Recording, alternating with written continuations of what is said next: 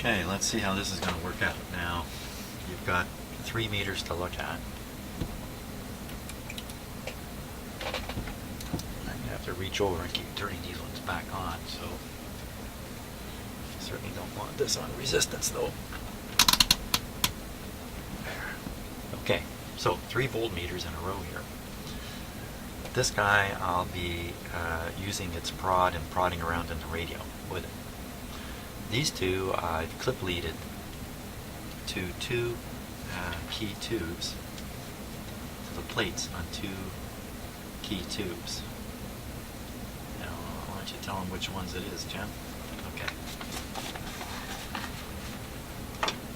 It's this one and this one. One of these should have 90 volts on it, the other one should have 30 volts on it. Now, which is which? Okay, the 30 volt. Oh, whoop! Back up the shop. I don't think that's quite what I've done here.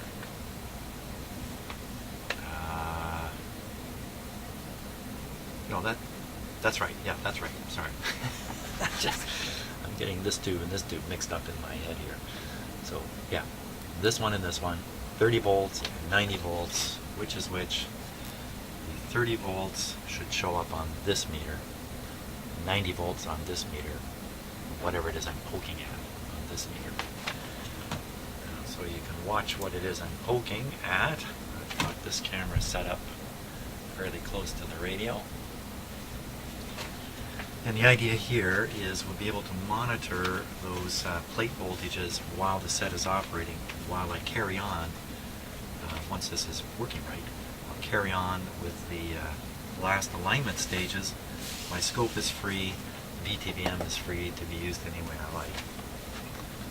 Now, so you go cross-eyed watching all this, be able to see everything all at once.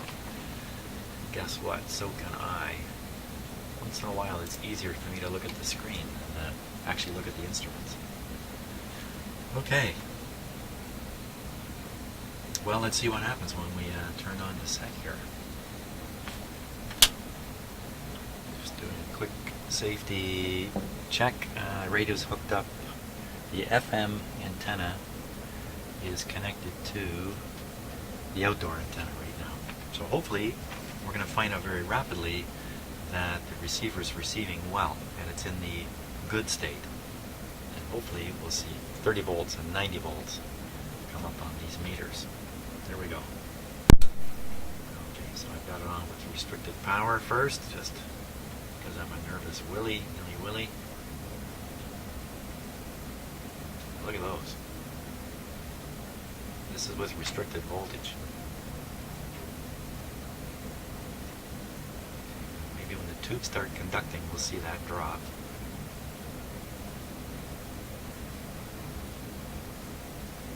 Okay, we'll put her on full voltage here.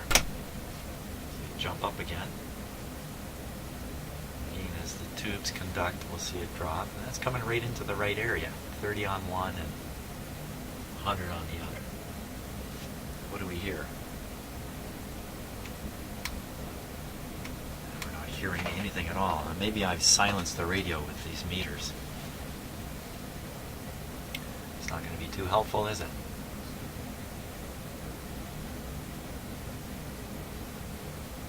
But one thing is we know at the start the correct voltages are showing up. Now, let me just, the other meter, take a look at, just going to back up in the IF a little bit. Look at pin 5. Oh my gosh, I think I'm on the 150 volt scale. Hope so. The knobs are in behind these meters now. Pin 5. That's around 100 volts also. And I better write down those readings because I'm going to forget them soon enough. So 30, where it should be 30. And 1 Interesting. Look at it. It's just slowly dropping. Look at that, eh? Okay, it's supposed to be 90, and it's at, I'm going to write down, what should I write down? The thing is dropping. 105.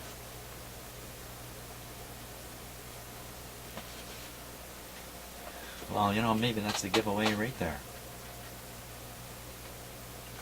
Let's look at the, now that voltage that we're watching drop is across a 1K resistor. Let's take a look at the voltage across the 1K resistor, which I'm going to have to make this meter more sensitive. Resistor 1K right here. Ooh, that's a pretty high voltage. That's, well, as it really should be.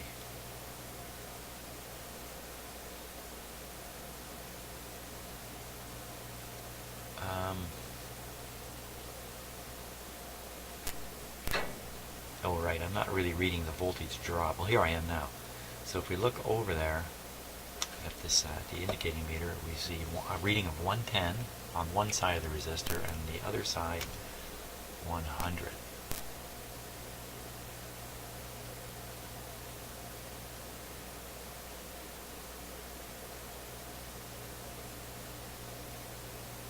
It doesn't seem to be moving.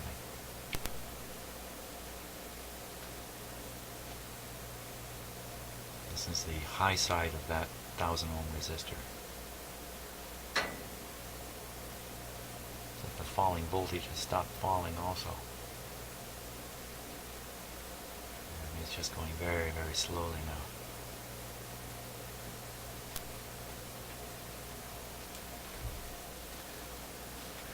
.6. Hey, that's normal, isn't it? Isn't that normal?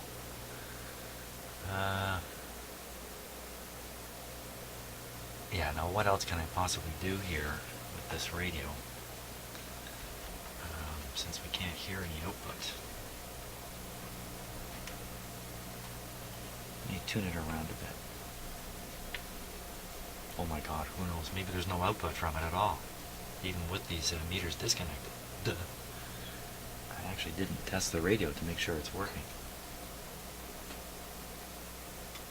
Okay, so I've got to lift off the voltmeter leads here. The 2 voltmeters. I really didn't expect them to silence the radio. Well, you know what? The one on the limiter, that could do it. So I'm going to, well, I don't really know what I'm talking about. Let me take this one off here.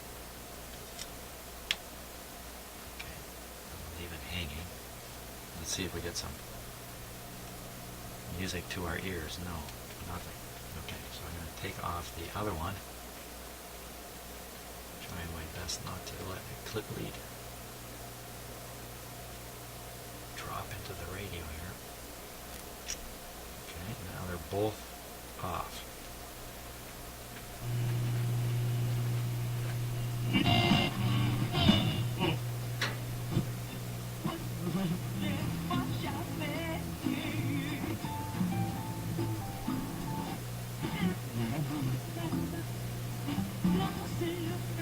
Now that's the low end of the FM band that had disappeared initially.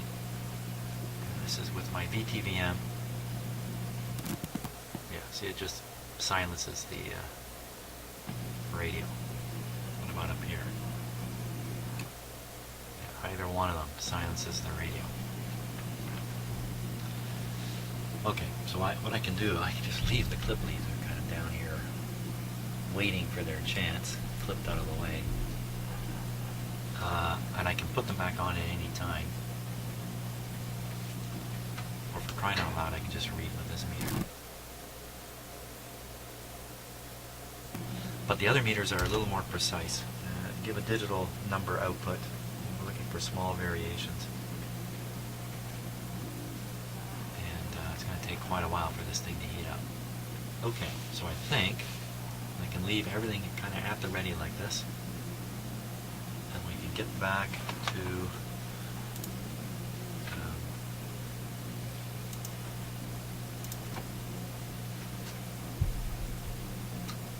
doing the next alignment step while we wait for the radio to stop working.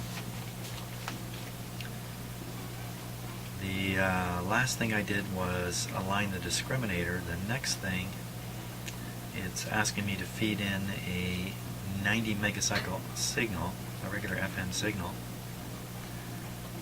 modulated by 400 hertz with a deviation of 22.5 kilocycles. I can set that up on my FM signal generator. I'm not sure I can get down to 90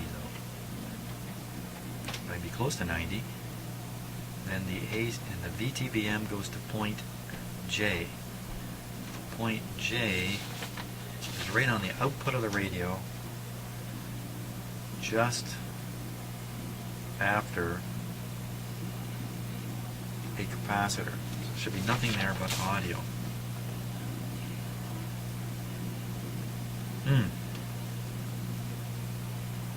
Well, it says AC VTVM. So I'm going to need my output meter here, which I've just handily put away. I have to pull it back out and set it up. That's okay. I have to run this radio for quite a while to get this fading effect. Great, I'll do that. I'll set up the output meter the way it was instructed here. I think I'll change the camera arrangement around a little bit too. Okay, I suppose another thing I should have been doing here is keeping a clock kind of running on how long the radio's been on, since from time to time I'm shutting off the video, going and doing other stuff in my house, coming back, so time is going by. May not be actually, you know what? You can see the clock over there, 10:38. Excellent. Is that really the right time? It is the right time, 10:38 in the morning. Good. So I think the radio's been running for 20 minutes anyway. Frankly, I'd have to go back and look at the video. I'm not going to do that. And what you're hearing right now, the tone, is coming from the FM signal generator, tuned to as low as it can go, 95, something like that, 95 megahertz, somewhere in that range. And let's see what's happened to the and I have the output meter hooked up here. Here. So let's take a look at those two key voltages. Okay. You can just see the meter way over there. Here. Just ignore the two sleeping meters there, the sleeping brothers. Let's see what we got here. So that's still up where it should be. Is that my imagination? Did it get louder just there? Oh.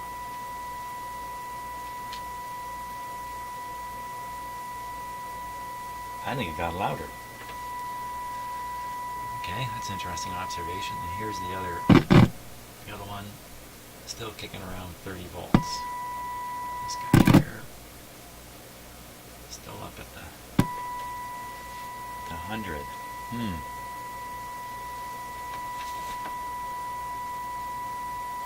Maybe the output meter is of more interest here. Let's just take a peek at it. It's 5.5 right now.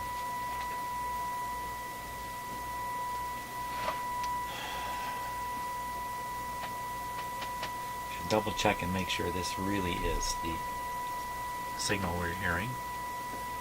Pretty sure it is. So what I'll change is the amount of modulation here, and we should see it drop. Yeah, definitely. So we're set for 22.5 kilocycle deviation on the FM signal, just as required. This is at 6.5 now.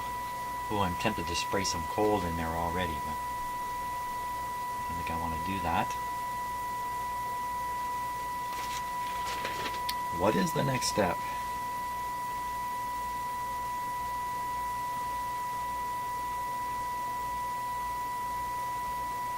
Expand or compress L3 and T1. What the heck does that mean? Okay, so T1 Expand or compress. L3. Adjust for maximum output on here. Well, let's find L3 here. Where is L3? Okay, let me hunt these things down and get ready to do this next step. See the clock? 10:42. I'm just sitting here studying up on the sheet, and I notice the meter is going down. It's going down right now. It's disappearing.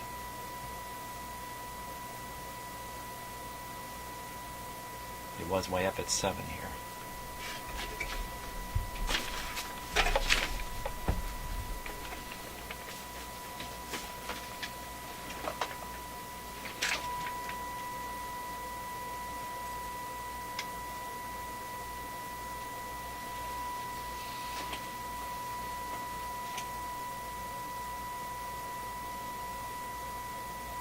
Okay, so the expand and compress L3 thing is about actually reaching in on a coil in the back here and squeezing it or expanding it. And I'm pretty sure that's the coil right there.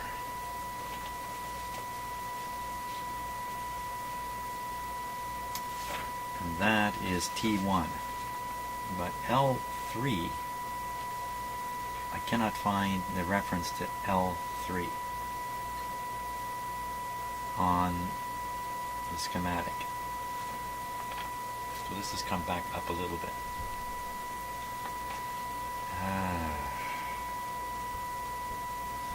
You have another defective IF transformer, perhaps.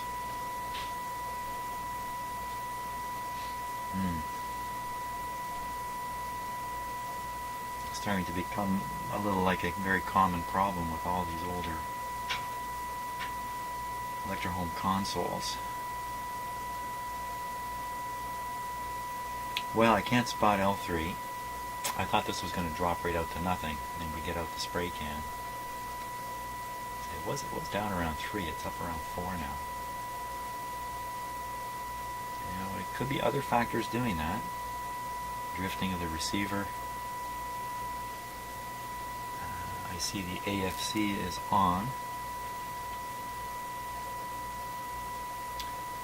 I think I'm just going to continue to study the schematic here a little more. Okay, so unfortunately, the last little piece of very interesting video had no audio with it. So I'm not sure what to do with it. I could put it on, I could post it on YouTube, but it's really disappointing with no audio. But here's what I discovered, and what a shame, what a shame. So I'm watching this meter, which is now up to 9. Let me turn this down. This is now up to 9. I was flexing the terminals on the suspicious IF can and area. Now you can watch what's happening here on this meter.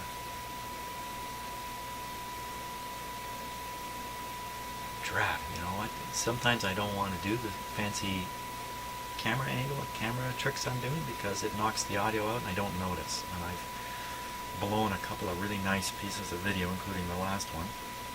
Oh well. If I didn't say anything, you'd never know. So I'm flexing the terminal, and you can see the meter going up and down, and that in itself doesn't concern me at all. Same thing there. But basically, every terminal does the same thing. The meter's wiggling just a little bit. If I flex the other IF, same sort of deal. And that's not too surprising. I'm flexing the capacitor inside a little bit. Maybe even just moving these wires a touch is having an effect too. But while I was doing that, the meter was down around 4 or 5 or somewhere like that, and the stick slipped.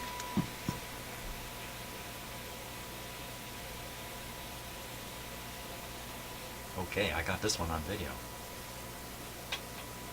Okay, so I moved that terminal a little bit this way. Look at that.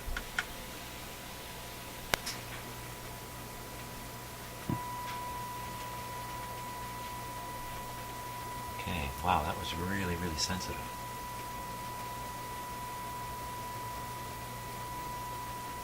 Let's take a closer look at that.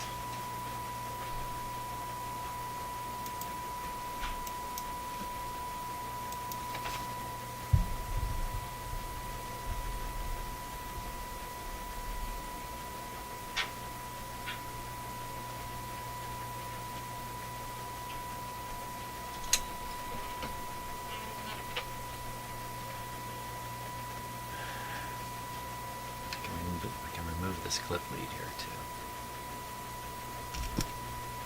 There we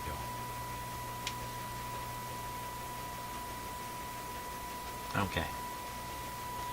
So this terminal here, it's hard to see if I move the camera a bit.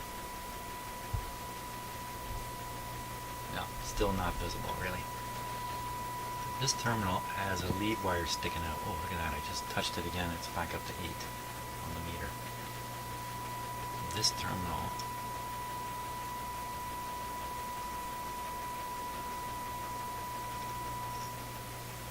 okay, just went down to 2.5 for me touching this thing. Wow, look at that.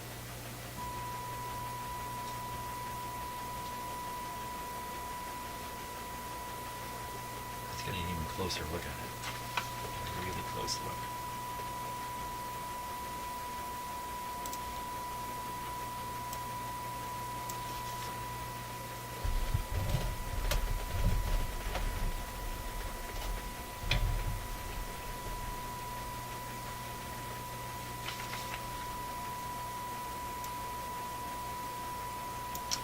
Now, in the lower part of the picture, right in the center, you can see that lead sticking out. If I move the camera a bit. Oh, hard to move it a bit. It's quite clear though. I can point to it. I can point to it right here. So I believe that was left as a test lead. So technicians like me could easily be reassured that this is an important test point, and it is.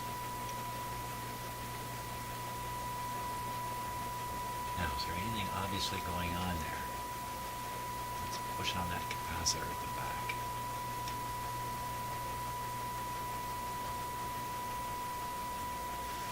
Right now the output is around 7 on the output meter. You can hear it.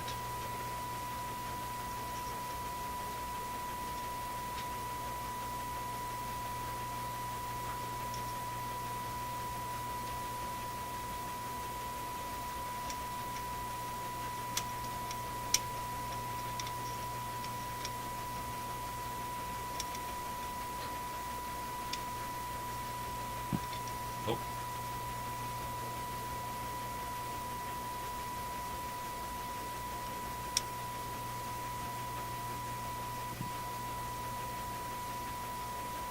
Moving two things. Oh, okay, so it's gone down to, silence 2.5. Just touching this ever so lightly.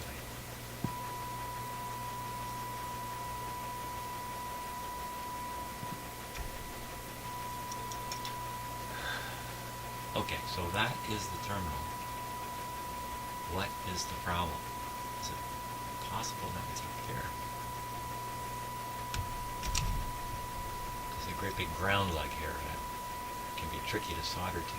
No, I don't think so. I think it's exactly what it appears to be. It's that terminal. What are my options here? One is just to reheat, resolder that connection on the basis that it's something to do with the soldering. Flex this resistor if I can. Signal's dropping out. Solder looks fine, doesn't it? Signal's right out. Oh, it's just barely there. What did I touch?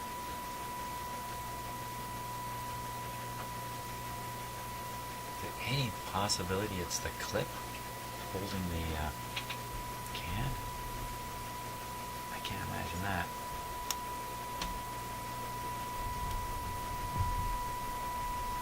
You know what? For a while there, this thing's way up over 10. There. It's gone. Okay, let me grab the whole IF can at the top here. Wiggle it. Okay. It's pretty warm, too. Here we go.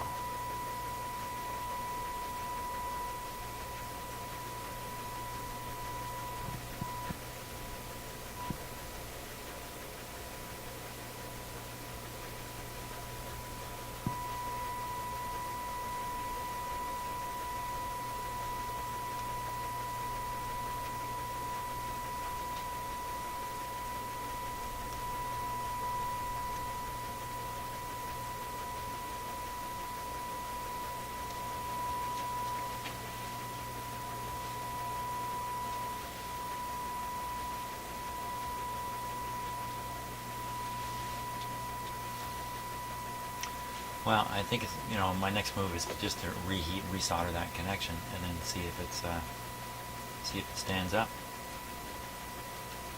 Let's do that. Shut the power off.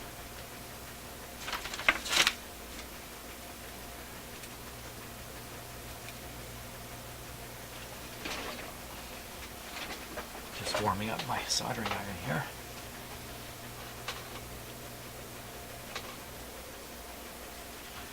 Now, chances are it's one of those ratty IF capacitors that's got the silver disease. Silver disease? Silver, I think.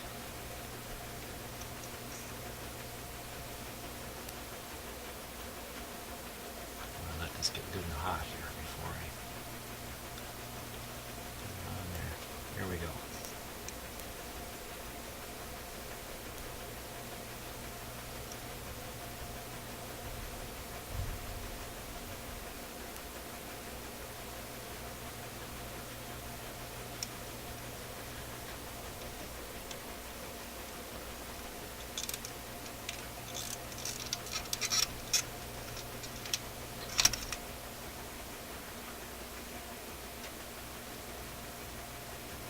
You could see the wax bubbling on this capacitor. You can see it's all shiny and clean now.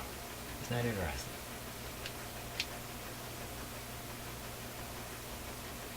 That's really interesting. Sort of cleaned up the wax on the capacitor. Never noticed that before. Don't think it means much. Bubbling's a little odd. You would think wax would bubble.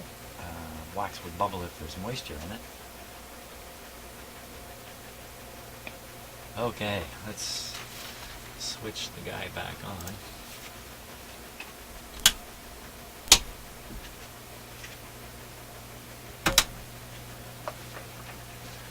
See what kind of nastiness I've done this time. So I'm gonna watch the output meter. The sound of the washing machine chugging away. Whoa! Did you see that?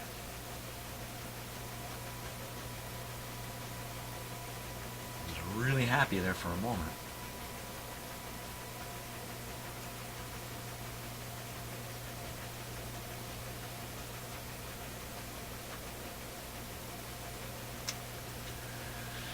I think we got us another bad IF.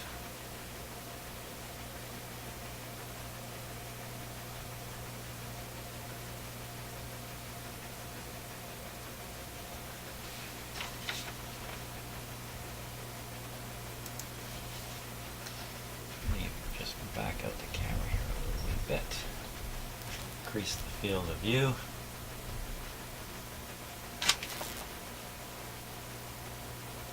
Focus, please.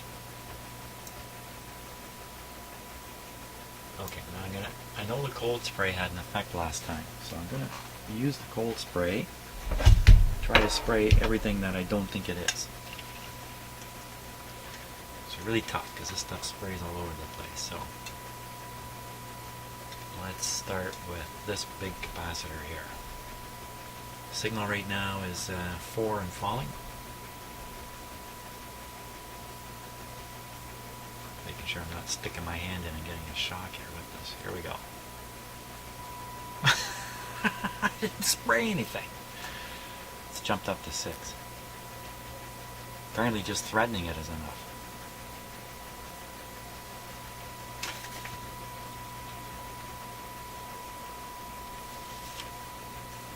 You have to wait for it to go down again? Come on. Okay, let's spray away anyhow. Okay, it's at 7 and falling slowly.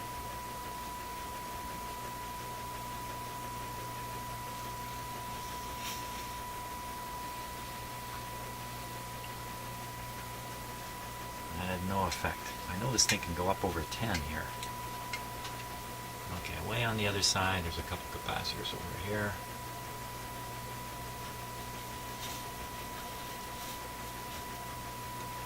Nothing happening there. What else do I not think it is? I think it's not this resistor up here.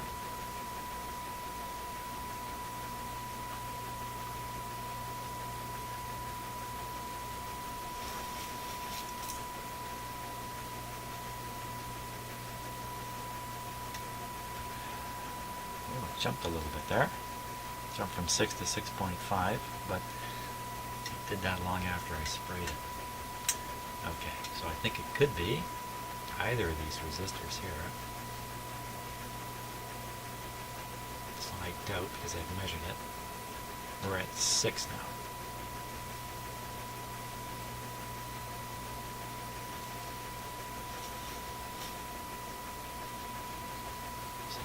Difference. I'm trying to spray as little of this stuff as I can here. Okay, I'm trying to get this guy.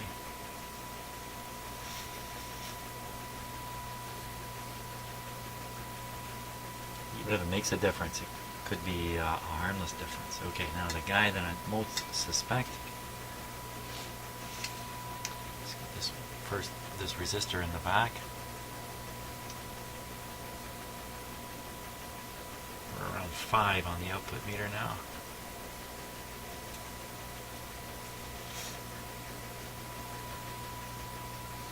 Nothing. I'll try the most suspicious guy, the capacitor right here.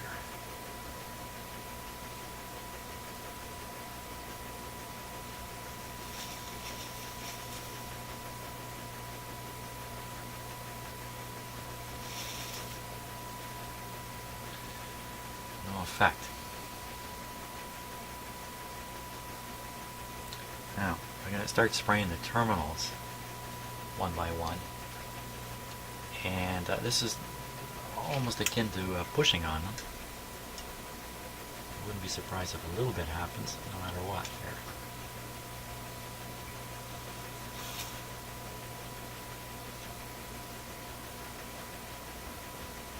We're down to 4.5. That's good. Now I'm in a good testing range here.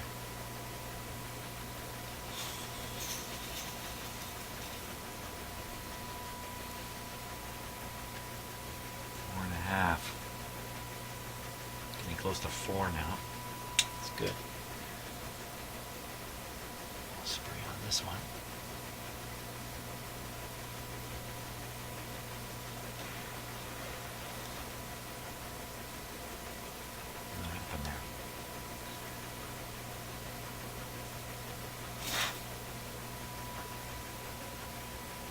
Nothing. I'll spray on that last terminal, the one I resoldered. I don't want to bump into it now.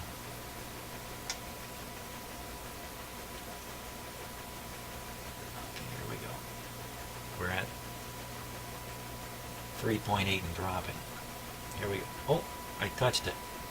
And it jumped up to 7.5. I mean, I just barely touched it.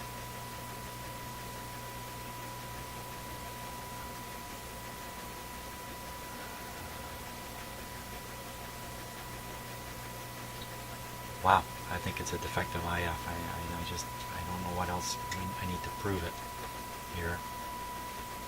Now it's gone back up to the almost 8.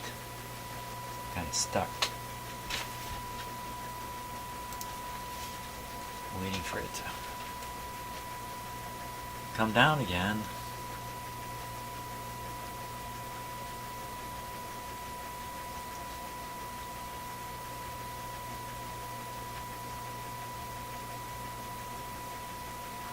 Well, I haven't got all day. I gotta get on with things. I'm now gonna spray the spray right inside the IF can. And it's gonna be a pretty good burst of it here. Right in the hole. Watch that meter. Got it on my fingers. Well, that didn't do much. So I sprayed in that hole. It goes up the tube inside the coils. It stays away from the capacitors though. I want to hit the capacitors. The built-in capacitors. I don't know where I would get this past the... yeah, I don't know where exactly. Maybe I can sneak it up just past the can. Just get it on the inside of the can if I go right in this corner here. Okay, this will be the sensitive one too. There we go.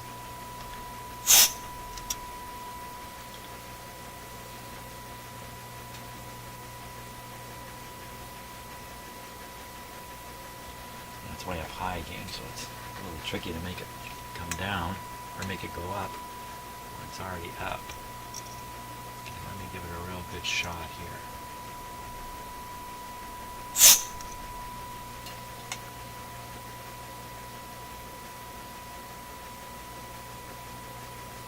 Maybe I fixed it.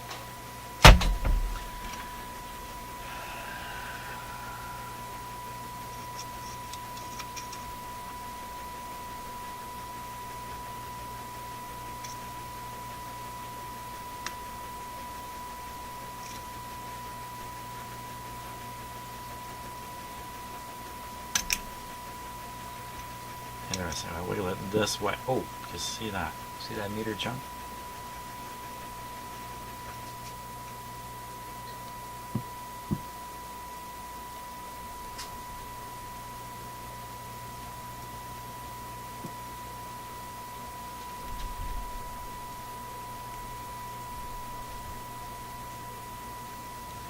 Push on these things hard. I'm a little scared because if it slips, then my poker just looks like an unguided missile traveling through the back of the radio here. Well, I certainly knocked it down.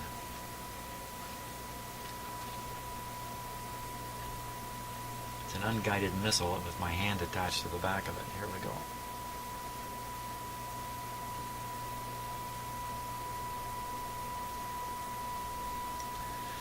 Can almost see the meter work its way up. So, you know, what that says to me is that inside where the capacitor plates are connected to those terminals, and I'm flexing the terminals, I'm wiggling the plates, moving them a bit. As I work it, whatever it is that's gone wrong in there is being fixed a bit. And if it looks like the one I looked at earlier, and why wouldn't it? There's only one way to fix it, and that's to get rid of those capacitors and put discrete capacitors on the outside.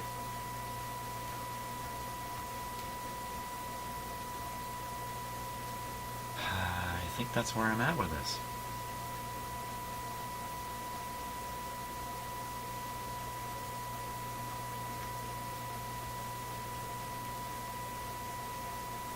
Maybe anytime I take on one of these consoles, this vintage of console, one that if you look under it you don't see any discrete capacitors connected to the IF coils, you know they're built inside, or almost certainly built-ins.